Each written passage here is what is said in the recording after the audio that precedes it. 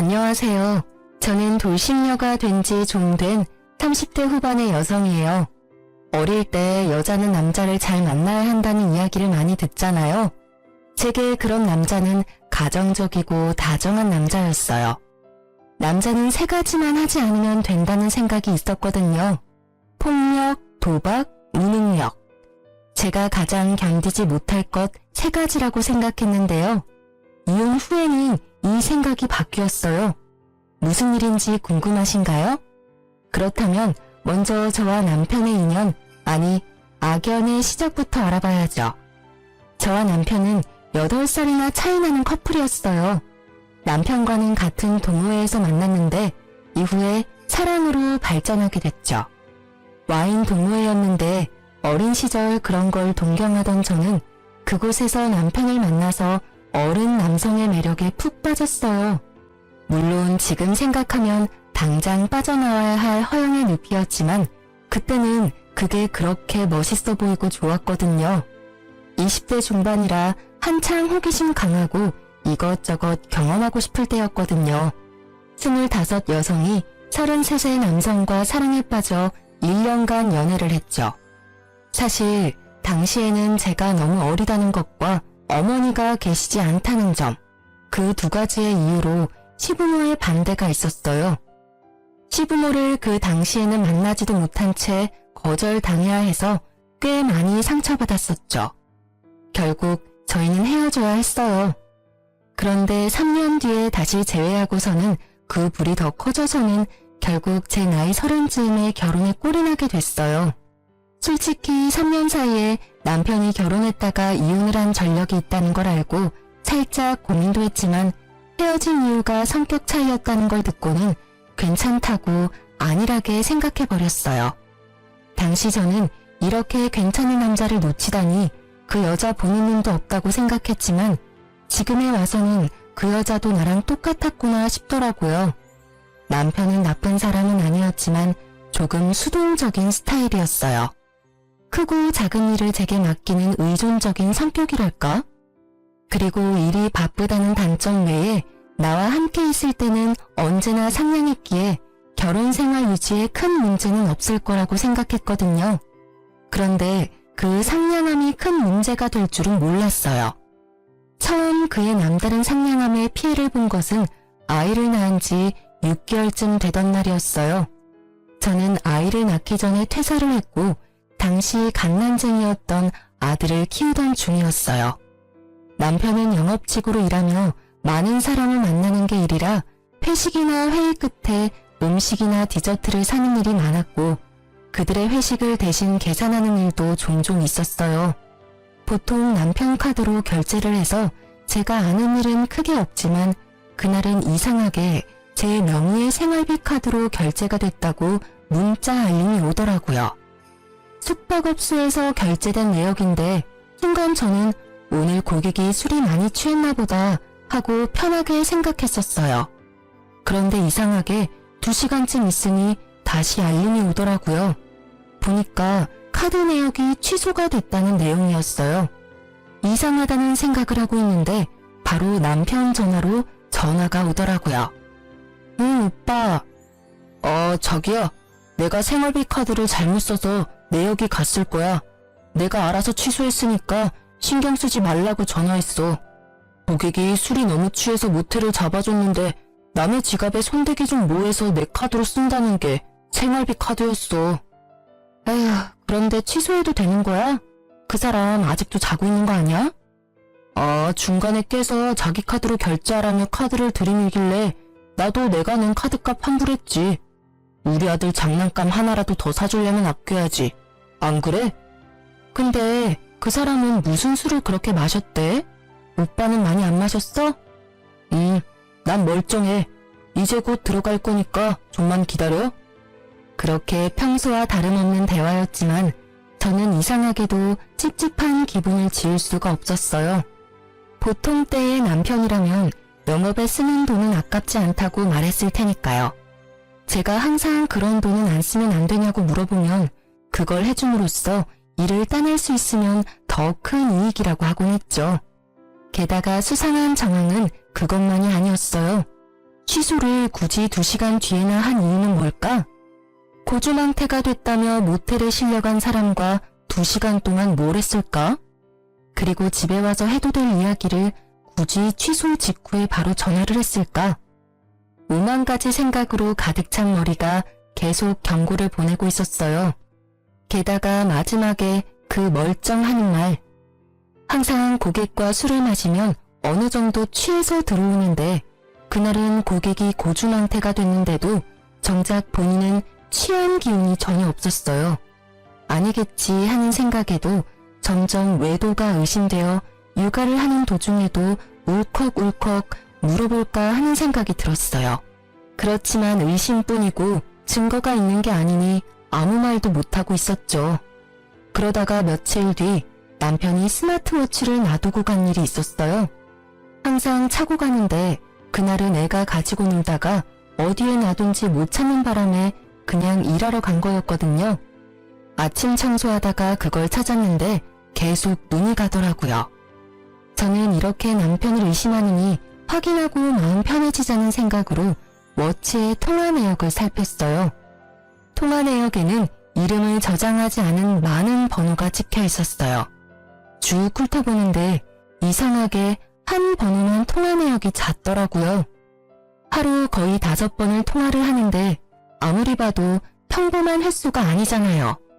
거의 연애 초반이나 있을 법한 통화 횟수인데 더 수상한 건 그만큼 통화를 하는데 이름은 저장되어 있지 않더라고요. 결국 저는 남편에게 물어보기로 했습니다. 오빠, 나랑 이야기 좀 해. 어? 무슨 이야기? 나 씻고 나서 하면 안 될까? 오늘 땀을 너무 많이 흘려서 힘드네. 중요한 이야기야. 당신 혹시 바람 펴? 그게 무슨 말이야?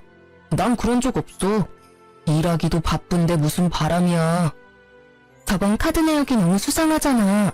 오빠는 그럼 술 취한 고객 옆에서 2시간 동안 뭐 했는데? 게다가 고객이랑 술 마시면 자기도 항상 취하면서 그날은 전혀 취하지도 않았더라? 그걸 이상하게 생각하는 내가 이상한 거야? 그날에는 다른 사람들도 있었어. 딱 그 사람이 취해서 모텔에 데려다 준 거고. 그 뒤에 나는 다시 내려와서 다른 사람들하고 술 마셨어. 그리고 그날은 내가 차를 몰아야 해서 술 안 마셨던 것뿐이야. 이상한 억측하지 마. 거짓말 좀 그만해. 이 번호 모른다고 하지는 않겠지? 하루에 5번을 연락하는 이 사람은 누구야? 아니, 한 달을 넘게 그렇게 열렬히 통화하면 이름이라도 저장해놔야 되는 거 아니야? 나한테 들키지 않으려고 저장 안 해둔 거 아니야? 그쯤 되니 남편의 표정이 차분해지더라고요. 그 표정에 남편이 바람을 폈다는 것을 알게 됐어요. 누구야? 언제부터 만났어? 오빠 참 잔인하다. 어떻게 갓난쟁이를 옆에 두고 바람을 펴? 머릿속에 그 생각뿐이니? 왜? 내가 출산하고 엉망진창 되니까 다른 여자가 눈에 들어와? 어? 그래서 바람 폈어? 아니야. 여보, 믿어줘. 그런데 진짜 딱 한 번 만났는데 그 여자가 나를 쫓아다닌 거야. 나도 그 여자 피하고 싶은데 일로 엮여있으니 막 냉정하게 못하고. 모텔도 그래. 그날 딱 한 번이야. 그것도 헤어진다는 조건으로 그렇게 해주기로 한 거였다고. 진짜로 이것만은 믿어줘. 이미 제 신뢰는 깨어졌고 남편이 무슨 말을 해도 믿음이 안 가더라고요.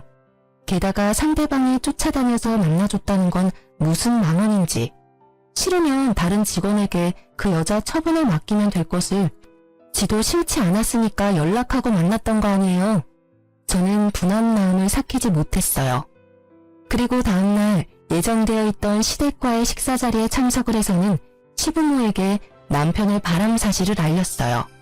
물론 곧 후회했지만요. 왜인지 잘 아시죠? 팔은 안으로 굽어요. 그것도 심하게. 어머님, 말씀 들어보세요. 오빠 일한다고 늦게 들어오는 동안 다른 여자 만나고 있었어요. 아직 아들이 6개월밖에 되지 않는데요. 그게 진짜니? 우리 애가 다른 여자 만나고 다니는 걸 네가 직접 봤어? 그런 부적절한 행위를 하는 걸 직접 눈으로 본 거야? 그건 아니지만 모텔 결제 내역도 있고 남편이 직접 제게 실토했어요.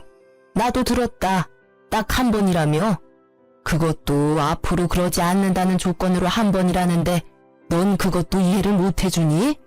지금 뭐가 문제야? 애가 네 옆으로 돌아왔으면 다 되는 일 아니니? 그럼 너는 얘가 바람 펴서 이혼이라도 하겠다는 거니? 내가 보기에 너 약간 의부증 있는 것 같아. 무슨 망상으로 내 자식 망치려는 거야? 이 좁은 동네에서 소문이라도 나면 네가 책임질 거야? 의부증이라뇨. 이미 오빠가 다 이야기했다고요. 바람을 핀 건 오빠인데 지금 왜 제가 여기서 혼나고 있는 거죠? 아무리 팔이 안으로 굽는데도 이건 아니죠. 잘못한 일은 잘못했다고 해야 일이 바로 잡히는 게 기본 상식이잖아요. 그러면서 저한테 엄마 없이 자랐다고 무시하셨던 거예요. 어머님 아들을 좀 보세요. 얼마나 곱게 자랐으면 이렇게 작은 아들을 두고 다른 여자랑 바람을 펴요. 신호와 저의 언쟁이 커지자 결국 남편과 시부가 저희를 뜯어 말렸어요. 그러면서 집으로 돌아가는 차 안에서 남편이 제게 말하더라고요. 정말 미안해. 내가 어떻게 하면 당신이 나를 용서해줄까? 내가 할 수 있는 건 뭐든지 할게. 응? 남편은 용서를 구하고 있었고 저는 이 당시만 해도 이혼을 생각할 만큼 경제적으로 좋은 상황은 아니었어요. 그래서 결국 조건을 걸고 용서를 하기로 했어요. 오빠가 내 요구에 응하면 우리 아들을 봐서라도 한 번은 용서해줄게. 그래, 그게 뭔데? 내가 다 할게. 일단 그 여자 먼저 정리하고 당분간 폰에 위치 추적 앱 깔아놔. 내가 언제 어디든 오빠 어디서 뭐 하는지 확인할 수 있게. 그리고 앞으로 뭘 하든 평소 루틴과 다르면 실시간으로 연락하고 전화할 때는 영상통화로 해. 알았어. 그렇게 할게. 걱정하지 마. 나 진짜로 이번 한 번뿐이었어. 그러니까 앞으로 그런 실수는 안 할 거야. 언제든 자기 원하면 영상통화해. 영업 중이라도 달려가서 받을 테니까. 너무도 흔쾌히 받아들이는 남편의 모습이 영 찝찝했지만 그 뒤로 제가 한 말을 철저히 지키는 남편을 보며 정말로 그것뿐이었나 하는 생각이 들었어요. 물론 그건 저의 착각이었지만요. 남편은 외도가 들킨 다음부터 저에게 더 잘해주기 시작했어요. 제가 냉정하게 대할수록 더 살갑게 대하더라고요. 저의 앙금도 살짝 가라앉기 시작했을 때쯤에는 깜짝 선물도 해줬어요. 자기야, 잠깐 눈 좀 감아봐. 갑자기 눈을 왜? 아니, 진짜 감아봐. 어서. 눈을 감은 내 손을 끌어당긴 남편이 제 손 위에 무언가 얹어줬어요. 눈을 뜨니 작은 상자가 있더라고요. 이게 뭐야? 짜잔! 예쁘지? 이거 엄청 비싼 다이아 반지야. 자기 고생시키는데 미안한 마음이 들어서 이번 특별 보너스랑 적금 조금 합쳐서 샀어. 남편은 그렇게 말하며 제 손가락에 반지를 끼워주더라고요. 그 반짝거리는 영롱거림이 어찌나 아름답던지 제 눈을 멀게 만들 뻔했어요. 너무 예쁘다. 비싸지는 않았어? 뭐 1,000만 원쯤 되긴 했는데 자, 여기 보증서 잘 넣어둬. 저는 남편의 모습에 이제 진짜로 남편이 반성을 하고 있다고 받아들였어요. 왜 외도를 들키면 적반하장으로 나오는 사람이 많은데 남편은 제게 더 잘해주고 있었으니까요. 그래서 마음의 경계를 살짝 허물었어요. 그런데 그런 저의 레이더에 걸리는 게 하나 생겼어요. 다이아 반지 선물을 해주고 난 뒤 남편은 유독 폰게임을 많이 했어요. 처음에는 조금씩 하는 듯 하더니 어느 날은 보니 하루 종일 그걸 켜놓고 하고 있더라고요. 업무 스트레스가 심해서 게임을 하는 건가 하고 생각하고 있었는데 이상하게 어딜 가든 그 게임 앱을 틀어놓고 점점 저와의 대화도 무성의하게 답변하더라고요. 그게 눈에 보이기 시작하니까 저도 이상한 생각이 들었어요. 그치만 이상한 게 왜 이상한지도 모르겠고 그냥 살짝 기분만 상해 있었죠. 그렇게 눈치만 보던 중 남편이 잠깐 쓰레기를 버리러 나갔는데 그날따라 양이 너무 많아서 폰을 놔두고 갔거든요. 수상한 행동이 게임이랑 관련이 있을 것 같아서 게임을 켰는데 그냥 폰게임이더라고요. 그런데 왼쪽 채팅이라고 적힌 창에 빨간 점이 떠 있더라고요. 이상해서 터치했더니 귓속말이라는 항목이 있었어요. 그리고 그 안에 들어갔더니 세상에 누군가와 대화한 내용이 빼곡이 들어가 있는데 그 내용이 충격적이었죠. 지금도 잊지 못할 내용들이에요. 머릿속에서 지우고 싶은데도 계속 생각나는 그 문장들. 자기야, 보고 싶어.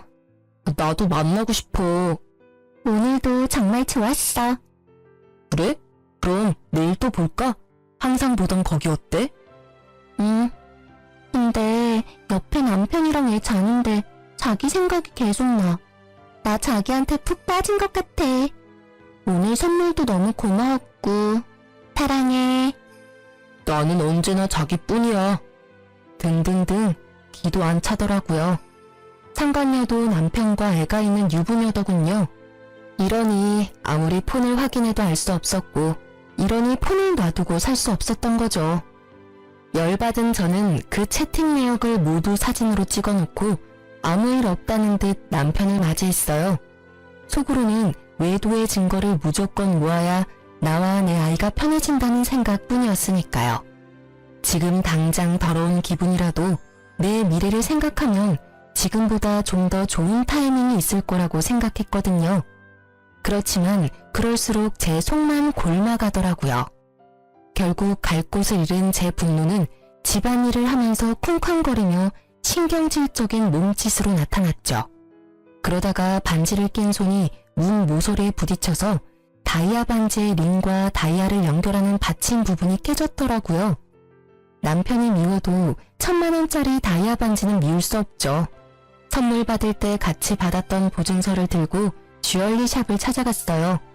오늘 손을 문 모서리에 박아서 반지가 깨졌어요. 반지랑 다이아 상태 좀 봐주세요.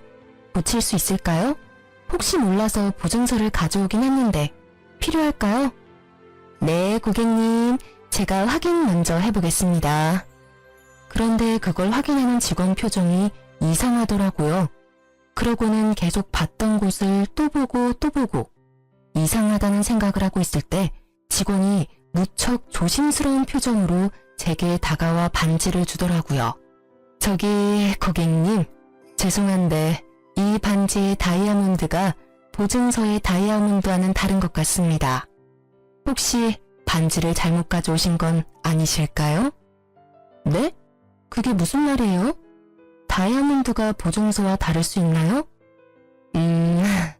이건 보증서가 아니라 다이아몬드 감정서입니다.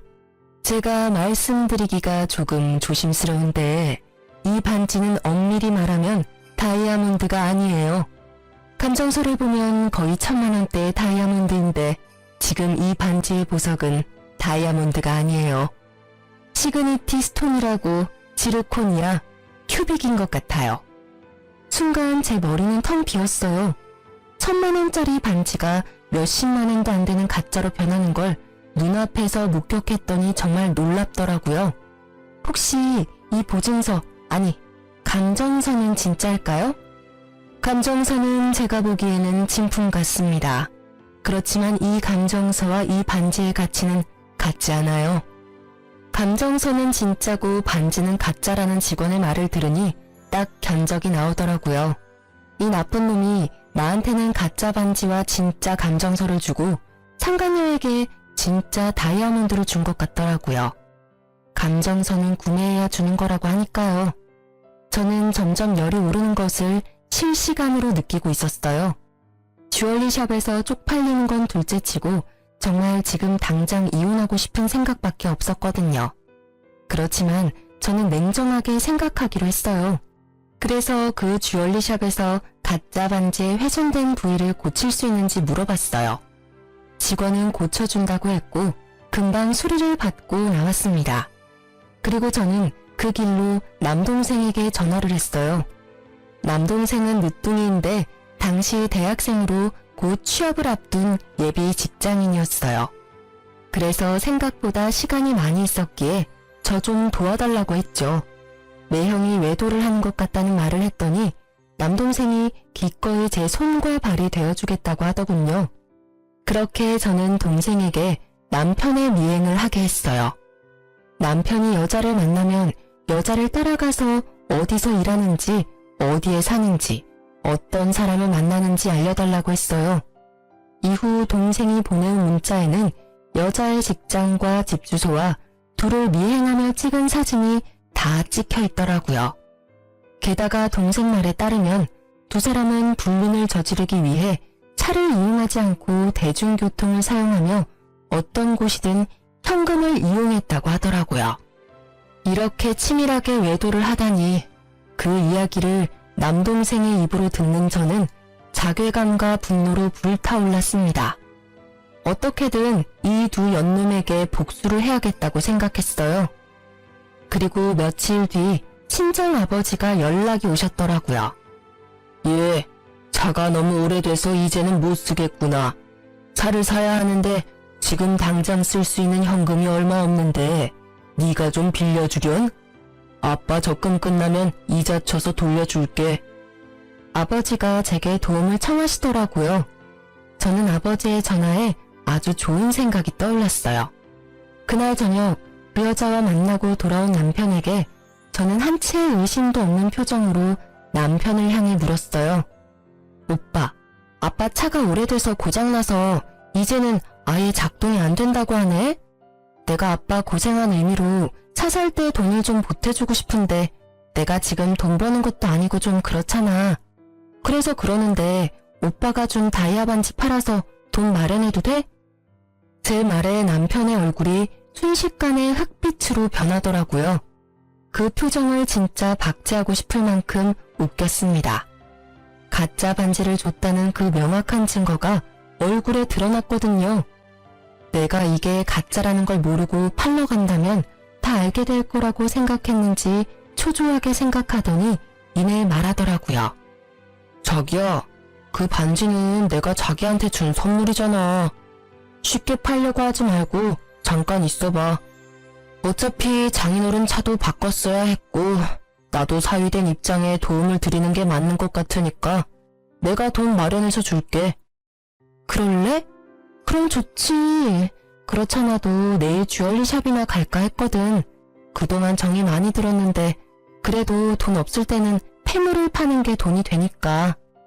모르는 소리야. 금은 돈이 좀 되는데 다이아몬드는 살 때보다 팔 때 가치가 많이 떨어지거든. 그러니까 팔 생각하지 말고 잘 가지고 있어. 내 사랑과 신뢰의 증거니까. 그렇게 말하는 그놈의 입을 확 꼬매고 싶을 만큼 충동적인 분노가 올라왔지만 꾹 참았어요.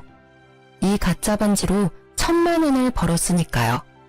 저는 남편에게 싱긋 웃어주고 그 다음날 남편이 보내온 1,000만 원을 아버지 통장으로 냉큼 보내버렸어요.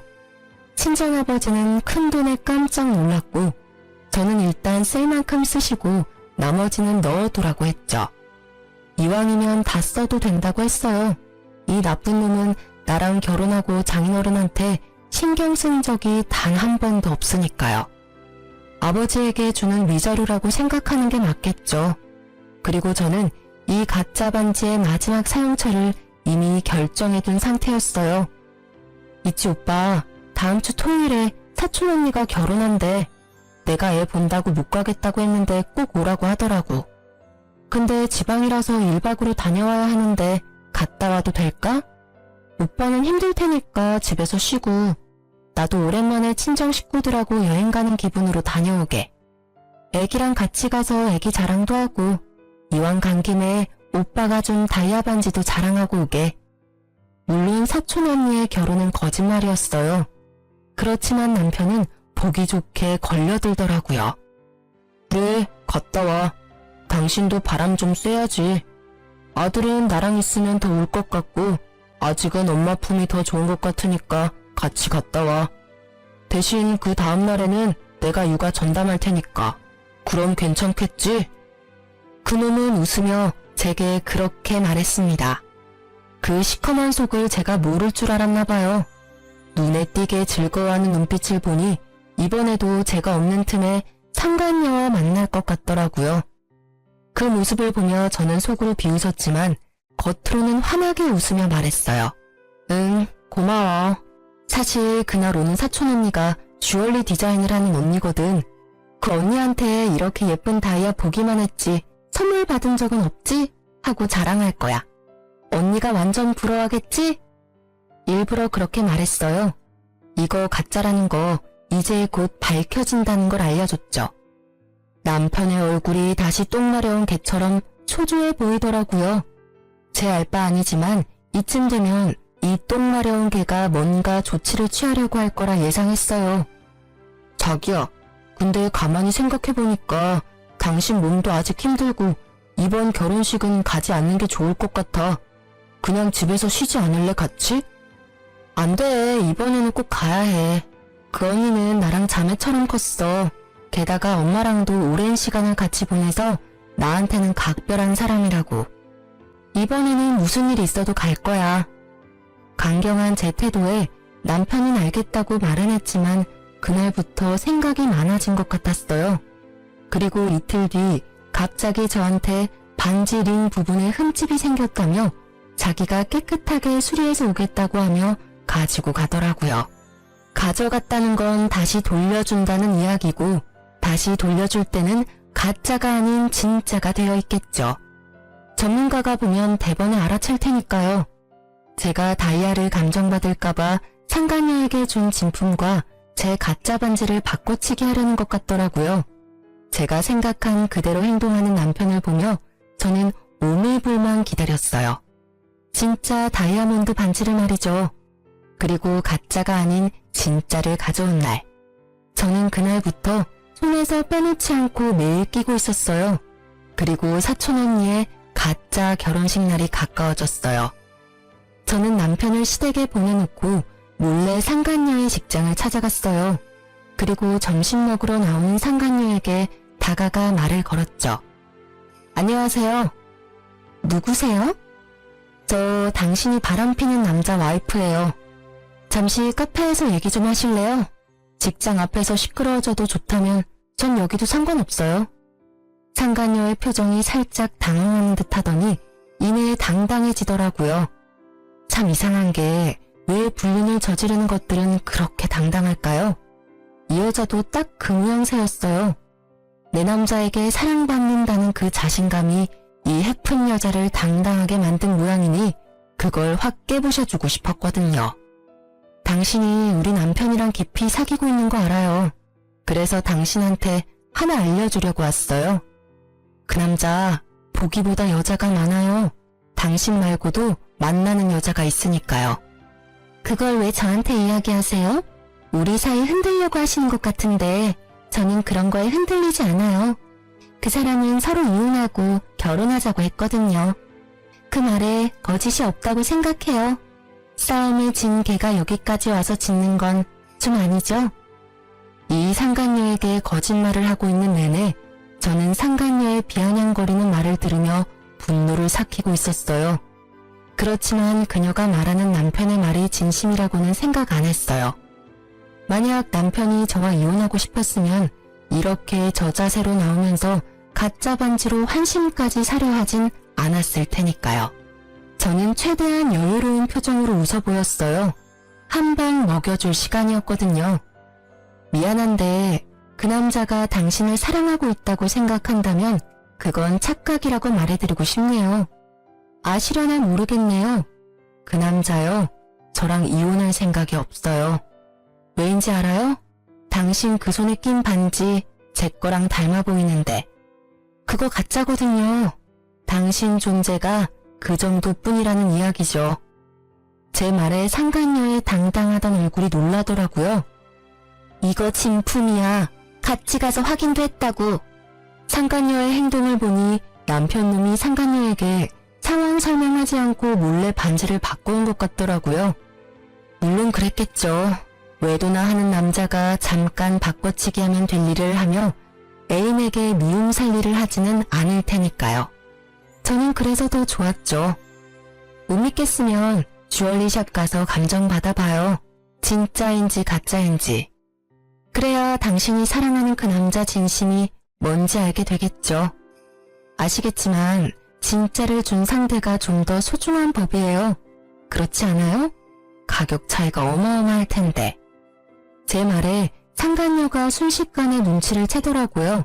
진짜로 자기 반지가 가짜일 수도 있겠구나 하고요. 당연히 가짜죠. 남편이 진품이랑 바꿔왔으니. 뭐 그 사람이 저한테 비중을 더 뒀다 해도 어차피 저는 이혼할 거예요.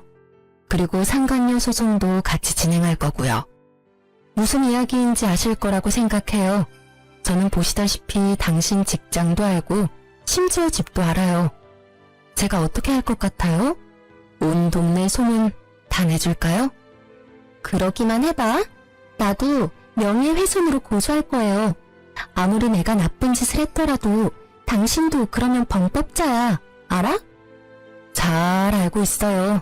그러니 제 걱정은 말고 고소하세요. 저는요, 명예훼손으로 고소당해봐야 별 타격 없어요. 벌금? 위자료로 물면 되겠죠. 그리고 소문나는 거? 지금 제가 피해자인 거 알고 그러시는 거예요? 저는 그런 거 신경 안 쓸 거니까 편하게 해요. 고소. 대신 당신은 남편, 친척, 친구, 동료들에게까지 다 소문나서 어디에서도 얼굴 못 들고 다니게 만들 거야. 제 말에 상간녀의 표정이 금세 일그러지더니 그 자리에서 고개를 숙이더라고요. 2번 다시 만나지 않을 테니까 남편과 아이에게만은 알리지 말아주세요. 열연하셨네. 이렇게 남편, 아이 지극히 생각하는 여자가 어떻게 남의 남자랑 바람을 필 생각을 했어? 그냥 계속 만나면서 내가 언제 너희 집 직장에 소문낼지 기대하고 있으라고. 저는 그렇게 말해주고 상간녀를 놔두고 나와버렸어요. 딱히 소문을 내고 싶은 마음은 없었어요. 제가 그 상간녀에게 주고 싶었던 건 언제 소문이 날지 모른다는 두려움, 바로 그거였거든요. 평생을 조마조마하게 눈치 보며 살라고요. 그리고 상간녀를 만나고 온 그날 남편놈도 상간녀와 만나 이야기를 들었는지 초췌한 몰골로 집으로 들어오더군요. 들어오더니 깜짝 놀라더라고요. 그럴 수밖에요. 제가 세팅을 다 해놨거든요. 남편놈 불륜 자료와 시부모님까지. 왔어? 그 여자는 잘 만나고 왔나봐? 얼굴 보니 다 들었나 보네. 너 꼭 그렇게까지 해야 했어? 그 여자 왜 찾아갔는데? 이런다고 뭐가 달라지는데? 제발 좀 그만해라. 조용하게 좋게 넘어가자고. 조용하게 넘어가다니 더 크게 벌려야지. 그래서 내가 준비 다 해놨어. 어머님, 아버님한테도 다 보여드렸어. 보셨죠? 남편의 애까지 있는 여자랑 바람나서 자기야 사랑해 하하호호 하며 즐겁게 지낸 거. 아무리 그래도 어린애를 두고 너무한 거 아닌가요? 바람 피면서 지 자식 얼굴은 무슨 낯짝으로 마주봤나 몰라요. 네가 뭔가 잘못한 거 아니니? 이 대화 내용이 우리 아들이 한 거라는 증거도 없잖니? 게다가 이제까지 잘해줬다면서. 그거면 됐지. 남편이 돌아올 때까지 기다렸으면 될 거 아니야? 아니 외박을 하기를 해. 그 여자랑 단둘이 여행을 가기를 해. 꼬박꼬박 집에 들어오고 애 잘 보고 집안일 잘해주는 남편한테 뭐가 모자라서 이렇게 들쑤시고 다녀? 어머니, 잘해주고 잘못을 저지르면 다 용서해야 하나요? 세상에 그런 게 어딨어요. 외박하고 단둘이 여행을 꼭 가야 외도인가요? 두 사람 대화 내역과 모텔 간 횟수를 보세요. 제가 꼭 이렇게 노골적으로 이야기를 해야겠어요? 아, 혹시 첫 번째 부인도 이렇게 이혼했나 보죠? 제 버릇 남 못 준다고 그때도 똑같이 그랬나 봐요. 그래, 그때는 내가 상간녀가 될 뻔했지. 어디서 아무것도 모르는 게 여기 와서 난리야? 너 그 당시에 유부남이랑 사귀었다고. 너도 그 상간녀랑 다른 게 뭐야?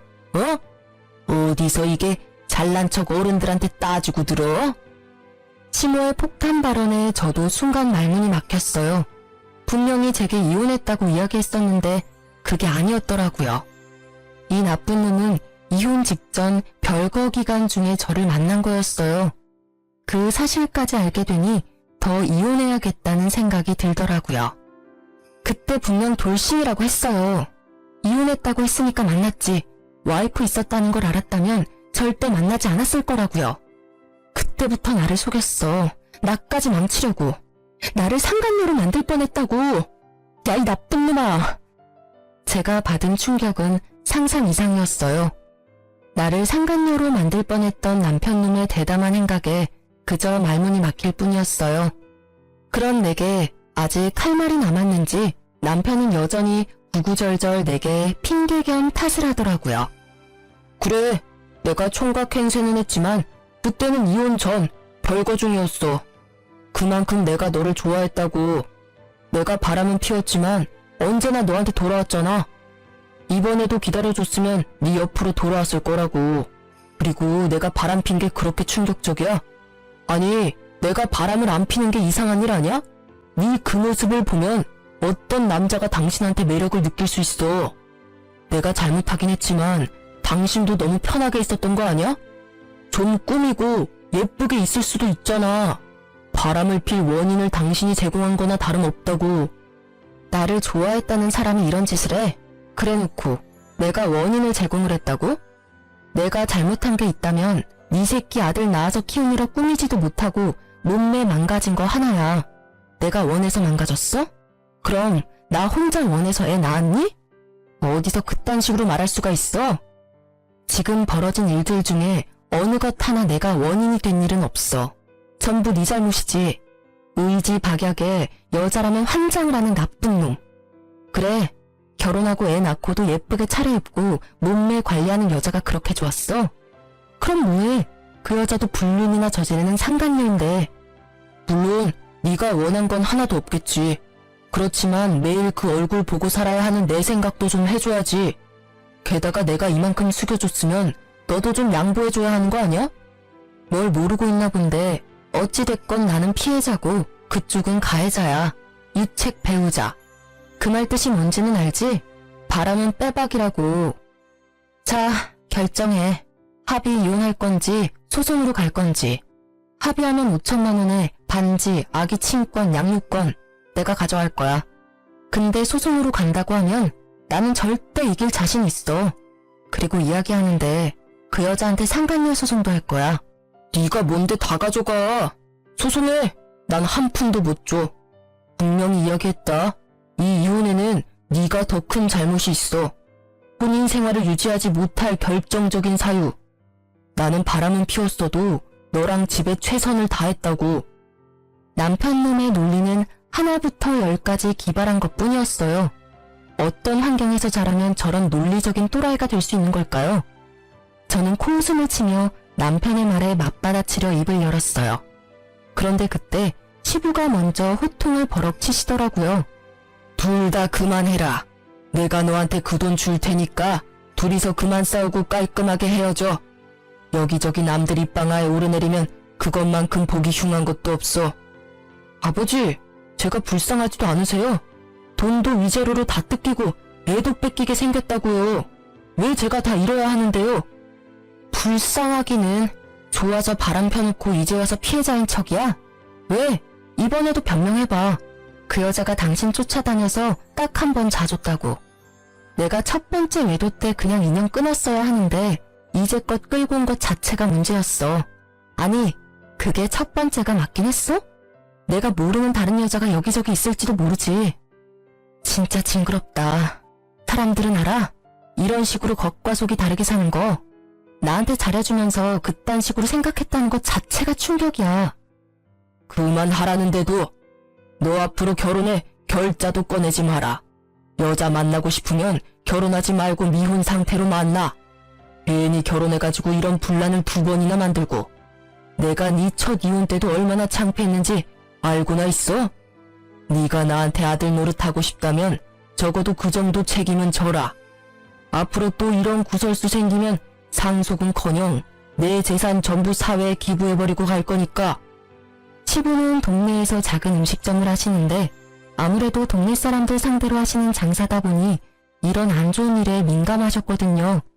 제가 보니 첫 번째 결혼 때도 이래저래 이야기가 많아서 장사에 악영향이 있었던 것 같더라고요. 그러니 이번에 아들이 2번째 이혼을 했다고 소문이 나면 이래저래 저번보다 더 타격이 클 것 같았는지 돈으로 조용히 무마하고 싶어하는 눈치였어요. 저야 그 편이 훨씬 좋았지만요. 사실 이 시댁에 좋은 기억이라고는 하나도 없잖아요. 연애 때도 거부당하고 결혼 때도 겨우 허락받았고 지금은 아예 골칫거리 취급당하고 있으니까요. 결국 시부의 불호령으로 이혼은 합의로 끝내기로 했습니다. 저는 결국 제가 원하던 걸 가져오게 됐어요. 위자료에 친권, 양육권, 그 와중에 진짜 다이아몬드 반지와 아버지 차 살 때의 준 돈까지 살뜰하게 다 챙겼어요. 애 아빠니까 양육비는 꼬박꼬박 보내. 보내지 않으면 오빠 회사에 찾아가서 모두 밝혀버릴 테니까. 영업하니까 평판이 얼마나 중요한지는 잘 알겠지? 나도 한다면 하는 여자인 거 오늘 봐서 알 거 아냐. 그 말을 꺼내는데도 그놈은 아무 대꾸도 없더라고요. 그 이후로 이혼하고 지금껏 제게 찾아오거나 연락을 한 적이 없었어요. 솔직히 저도 받을 거 다 받았으니 이제는 인연을 끊어버리고 싶었어요. 물론 지가 염치라는 게 있으면 연락을 안 하는 게 상식이겠죠. 그 뒤에 지나가는 말로 들었는데 전 남편은 상간녀의 남편에게 상간남 소송을 당했다고 하더라고요. 제가 보낸 상간녀 소송에 관한 걸 상간녀의 남편이 알게 돼서 전 남편에게 소송을 걸었던 모양이에요. 그리고 상간녀는 그 때문인지 전 남편과 헤어졌더라고요. 아무래도 가짜 다이아 반지와 제가 퍼뜨리겠다고 한 소문이 상간녀의 정신을 번쩍 들게 만든 듯 했어요. 전 남편은 저와 헤어지고 그 상간녀와 새 살림을 차릴 생각이었던 것 같은데 결국 계획은 모두 무산됐다고 하고요. 소문으로는 그 상간녀에게 버려졌다고 하더라고요. 얼마나 고소한 소식이었는지 몰라요. 들으면서도 엄청 비웃어줬어요. 고작 이 정도의 깨질 사이면서 모든 걸 걸고 불륜을 저지르다니. 게다가 시부모 또한 아들 자식 바람나서 처자식 버렸다는 소문이 온 동네를 휩쓸어버리는 바람에 동네 장사 접고 다른 곳으로 이사를 갔다고 하더라고요. 그리고 전 남편은 상간녀와 헤어지고 난 뒤에야 직장에 소문이 나는 바람에 회사를 옮겼다고 하더라고요. 나중에 한 사실인데 전 남편이 저와 헤어지지 않으려고 저한테 잘해주려고 했던 이유가 따로 있더라고요. 이미 첫 번째 이혼에서 여자를 너무 좋아해서 바람 때문에 이혼했다는 소문이 직장에 쫙 퍼졌다고 하더라고요.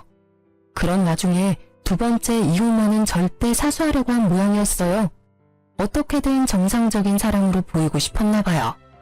결혼을 2번을 했는데 2번 다 외도로 이혼했다고 하면 분명히 그런 사람으로 찍힐 거라고 생각한 것 같더라고요. 그런 소문이 무서우면 그런 행동을 하지 않으면 될 일을.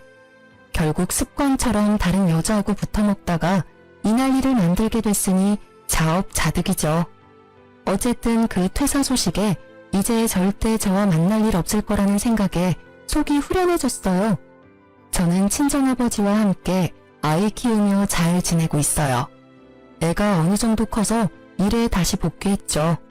이제는 몸매 관리도 좀 하고 예쁘게 꾸미기도 해요. 아줌마지만 꾸미기 시작하니 점차 자존감이 올라오더라고요. 최근에는 좋은 감정으로 만나는 사람도 있는데 아이의 앞날을 먼저 생각해서 어떻게 할지 결정하려고요. 사랑도 중요하지만 제게는 아이가 더 중요하다는 생각이 요즘에는 특히 더 강해졌어요. 사랑에 함정이 많다는 걸 알게 돼서 그런 것 같아요. 힘들 때 이런 사연 보며 정신적으로 도움을 많이 얻었는데 제가 이렇게 쓰게 되니 어색하지만 후련하기도 하네요.